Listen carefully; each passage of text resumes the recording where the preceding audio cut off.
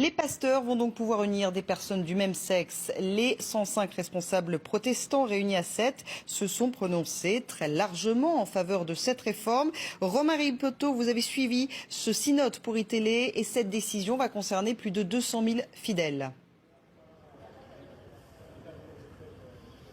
Exactement, près de 250 000 fidèles, puisque cette communauté protestante, l'Église protestante unie de France, est la plus importante de France au sein des protestants. Alors le vote a été massif, près de 94% des 105 délégués se sont prononcés en faveur d'une bénédiction des couples de même sexe. Alors cela met un terme à près de 18 mois de débat et de réflexion, puisque tous les protestants ont pu participer à ce débat au niveau des paroisses dans un premier temps, puis ensuite au niveau régional et enfin maintenant depuis 4 jours maintenant au niveau national. C'est donc l'autorisation de la bénédiction pour les couples homosexuels qui a été votée ce matin aux alentours de 11 h. Alors je vous le rappelle juste, c'est une possibilité aux pasteurs qui est faite, ce n'est pas une obligation. Chaque pasteur et chaque paroisse devront décider s'ils acceptent ou pas de bénir ces unions homosexuelles. En tout cas, je vous propose de terminer avec une phrase, celle de Laurent Schlumberger, qui est le président du Conseil national de l'Église protestante unie de France. Pour notre Église aujourd'hui, c'est une belle journée.